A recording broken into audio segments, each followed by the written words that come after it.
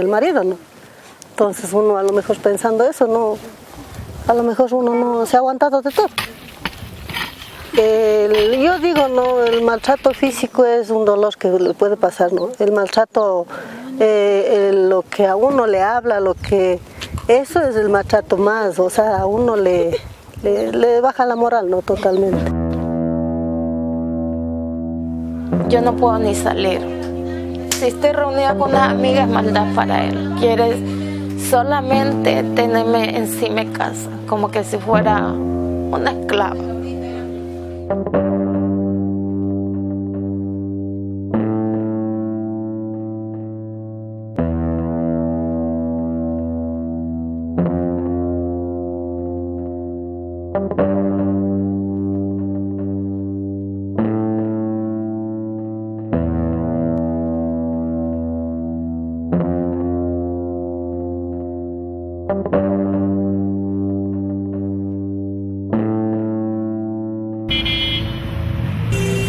Yo tuve una acción de violencia contra mi esposa. Yo la agredí, lo cual después me arrepentí porque yo mismo me hice un autoanálisis y no creí conveniente volver a agredir a mi esposa. Pues yo era joven, era impetuoso, fui deportista y sin duda por eso me violenté tal vez y la agredí, pero un solo golpe le di, no le di más.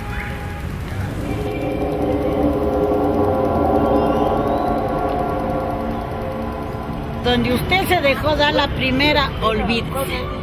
Si usted no le respondió la primera, le pisó el poncho.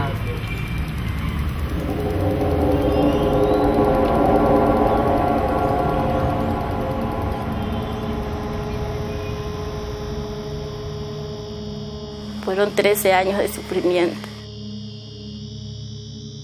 Yo he querido ver a mis hijos, verlos crecer conmigo y con el padre. Y eso era lo que yo decía, ya que yo no me crié con mi papá y mi mamá, que mis hijos se críen con su papá. Padre y madre fui. Me agredían, era totalmente machista, no le gustaba que saliera, no le gustaba encontrarme en la calle. No le gustaba que mis amigas vinieran mucho a la casa. Él, como era abogado, no tenía ley. Llegaba tomado, me pegaba. Esto me duele mucho, porque yo sí sufrí bastante. Y cada vez que me acuerdo me duele recordarlo. Oiga, casi todas las mujeres son maltratadas, sino que hay unas que no denuncian porque el temor, el marido se les va, quien les da de comer, eso es lo que uno piensa.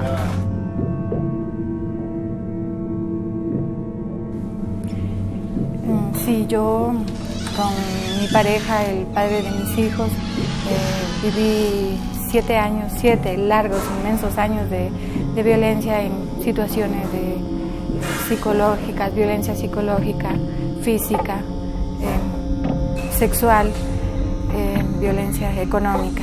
Para mí era fatal a partir del día miércoles, porque lo único que esperaba era golpes, insultos, me pegaba, me golpeaba, lo hacía con mis hijos.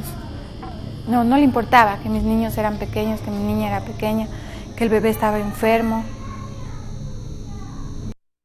Yo sentía mucho miedo. De verdad, si estuve 7 años con él, era por el miedo que yo le tenía, porque a partir del primer momento que él empezó a golpearme, yo sentí muchísimo miedo. Él me pateó en la cabeza, yo tengo parte de mi cabeza hundido un poco. Sí, en muchas ocasiones me lesionó 2 veces la nariz. Bueno, también como heridas de cuchillo, que los tengo partes en mi cuerpo. En varias ocasiones me escapé porque no aguantaba más. Yo me escapaba de la casa.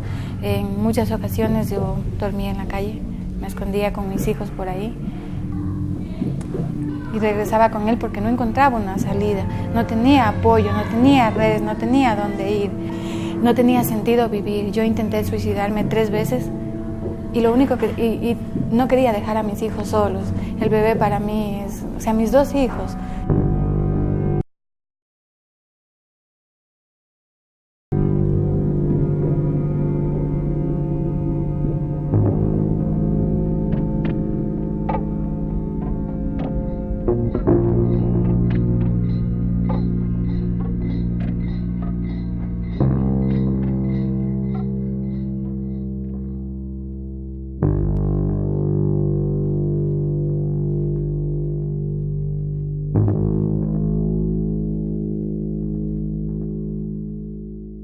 De Cali, nací en Cali, ahí viví la mayoría de tiempo. Somos bien marginadas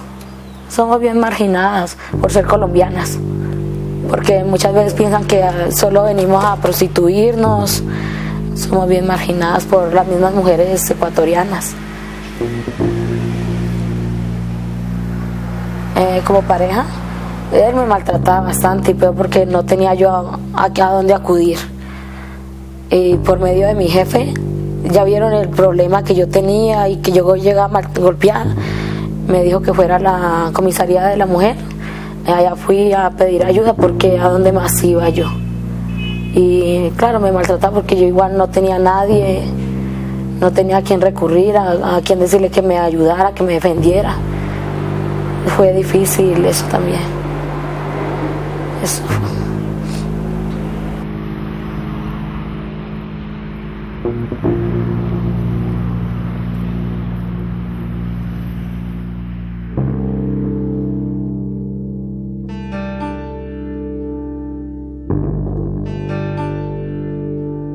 La primera vez que me golpeó muchísimo, una violencia, le pasó a una empleada de mi mamá. Estábamos desayunando mi mamá y yo, y la empleada llegó con retraso. Mi mamá preguntó simplemente, ¿por qué llega tan tarde? Y ella levantó la cara y tenía la cara pésima, el ojo, un labio.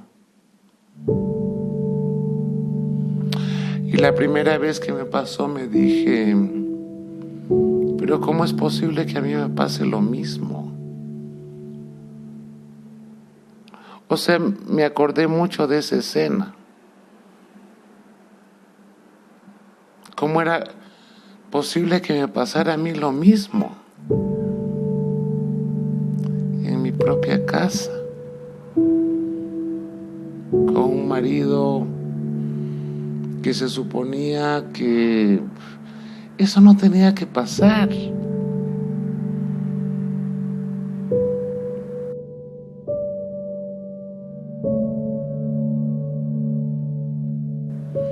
Te deja vergüenza. Vergüenza porque uno se dice, ¿cómo es posible que yo me deje hacer esto?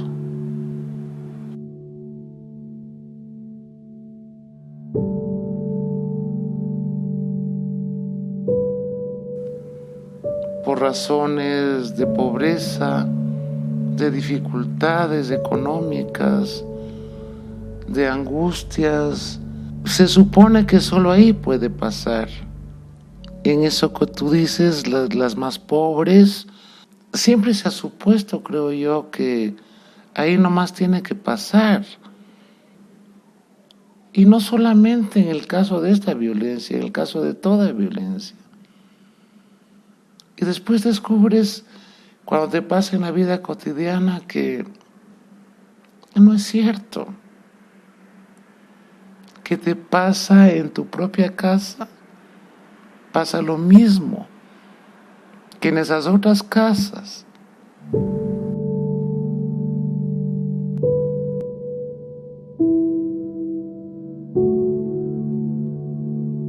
No te atreves ni siquiera a contarle a tu familia.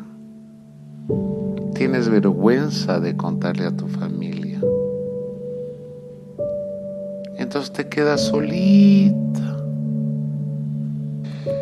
porque sucede que tu marido tiene un apellido,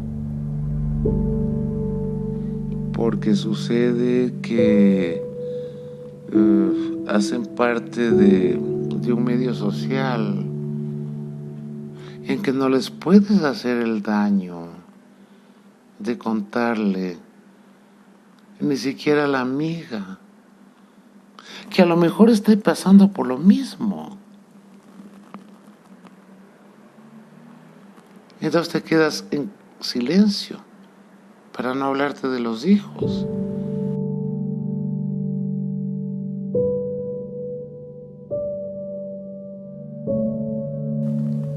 Son todos apellidos, compromisos tremendamente más grandes. Son empresarios prósperos, son banqueros exitosos, son eso, por ejemplo.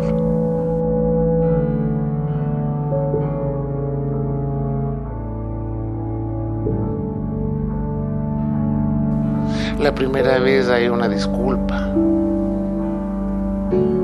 la segunda ya no.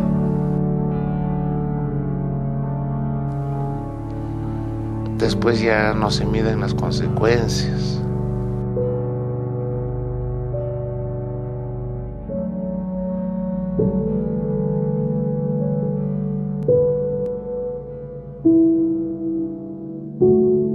El agresor busca horas de la noche, de la madrugada, o que la señora esté sola.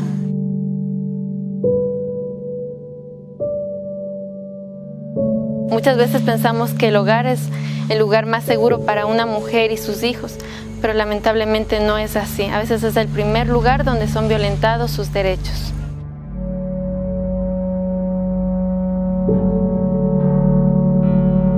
El femicidio, pensar que existan, que otras mujeres como yo sean violentadas, sean golpeadas, sean amenazadas de muerte, sean acuchilladas, sean pegadas por sus esposos con machetes, que intenten dispararles y que después digan que ella solita se hizo, que ella solita se cayó, que ella solita se quiso tomar el veneno.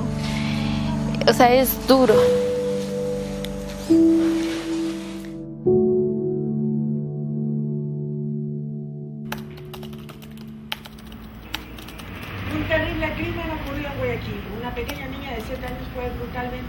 Por su padrastro. La menor puso resistencia. Este individuo, para poder saciar sus bajos instintos, decidió apuñalarla en 17 ocasiones.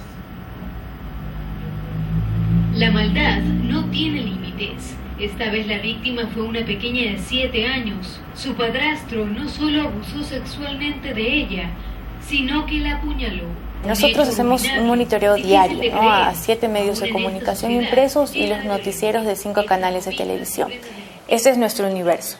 Entonces, desde el 2009 al 2010, notamos que el 55% de las notas que refieren a niñas y adolescentes mujeres aparecen en el tema violencia víctima, en primer lugar. En segundo lugar, violaciones. En tercer lugar, abuso sexual. Los varones, el 23% aparece en violencia víctima, o sea que es más bajo todavía que el de mujeres, 55, varones 23. En segundo lugar, varones está accidentes de tránsito y en tercer lugar, deportes y recreación. Entonces, claro, si nos damos cuenta de que es la mujer quien aparece más como víctima en los medios de comunicación en comparación al varón. En su vivienda, las tías de la menor no dejan de hablar de lo que pasó. La mayoría de las notas de niñas, niños y adolescentes está en esta sección.